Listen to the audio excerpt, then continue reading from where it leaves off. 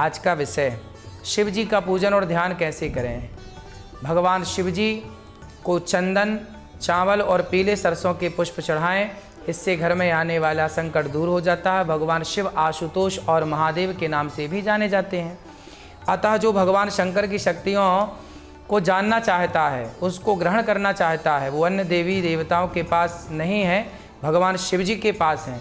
भगवान शंकर को महादेव कहा गया है। अतः आप भगवान शंकर की कृपा प्राप्त करना चाहते हैं तो नित्य सायंकाल के समय भगवान शंकर को सरसों के तेल का दीपक जला करके भगवान शिव का ध्यान करें। इससे आप समृद्धवान होंगे, लक्ष्मी की प्राप्ति होगी। घी का दीपक भी जला सकते हैं, इससे आपका आर्थिक लाभ होगा।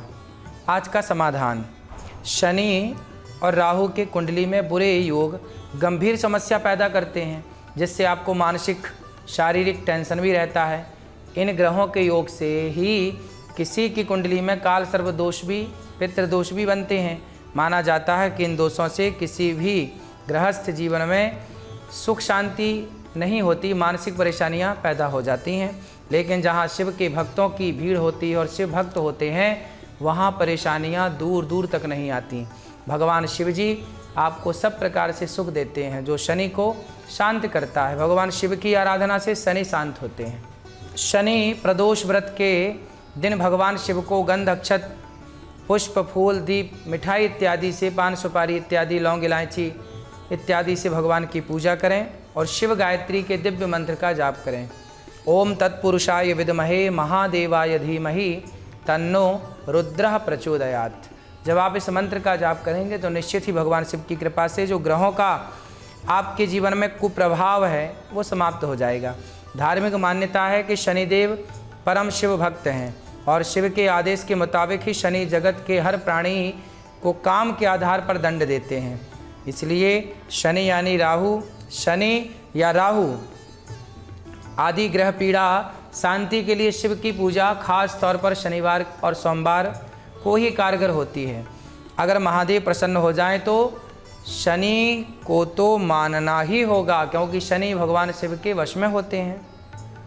आज का वार्तालाप, पुष्कर से अमित गुप्ता जी का सवाल, मैं किसी भी एक भगवान को इष्ट बनाना चाहता हूँ, शिव जी को बनाऊँ या भगवान विष्णु को, मार्गदर्शन करें। देखो, भगवान विष्णु और भगवान शिव हरि हरि और न भेदा, विष्णु में और शिव में कोई भेद नहीं है। चाहे आप विष्णु की पूजा करें, शिव की पूजा करें, आप दोनों को दो ना माने, एक ही मान के आप पूजा करें तो ज़्यादा लाभ होगा। आज बात करेंगे भगवान शिव की। भगवान शंकर कौन है, भगवान शिव का वाहन क्या है। भगवान शिव जी नंदी पर सवार होते हैं। नंदी कौन है, नंदी धर्म के प्रतीक हैं। धर्म के पांव हैं चार, सत्य, दया, दान, तप। धर्म के चार चरण होते हैं और वही धर्म पर, नंदी पर सवार हैं भगवान शंकर। मतलब शंकर जी नंदी पर नहीं, शंकर जी धर्म पर सवार हैं, धर्म पर आरूढ़ हैं भगवान शिव। इसलिए भगवान शिव धर्म के पालनहार हैं, धर्म का प्रतिपादन करते हैं। शंकर जी गले में सर्पों की माला धारण करते हैं। शंकर जी मैसेज देते हैं कि जैसे हम शिव होकर के धर्म पर सवार हैं, आप भी धर्म पर सवार रहिएगा, मतलब धर्म को कभी मत छोड़िएगा। साथ ही शंकर जी सर्पों की माला धारण करते हैं। सर्पों से मैसेज है कि काल का स्वरूप है सांप, तो काल को गले की माला बनाकर शंकर जी धारण करते हैं। आप भी काल को अपने गले का हार बनाएं। जिनके हृदय में भगवान राम विराजे हैं तो काल उनके गले में लटक रहा है, क्या बिगाड़ेगा। इसलिए शिव जी का नाम है कालों के काल महाकाल। जो भगवान की शरण में है ना, उसे काल से भी भयभीत होने की ज़रूरत नहीं है। ये भगवान शिव जी का मैसेज है। साथ ही भगवान शिव का परिवार देखिए। शिव जी का वाहन है नंदी, दुर्गा माँ का वाहन है, पार्वती माँ का वाहन है शेर।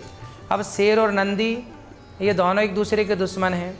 गणेश जी के वाहन है चूहा और शंकर जी के गले में है सांप।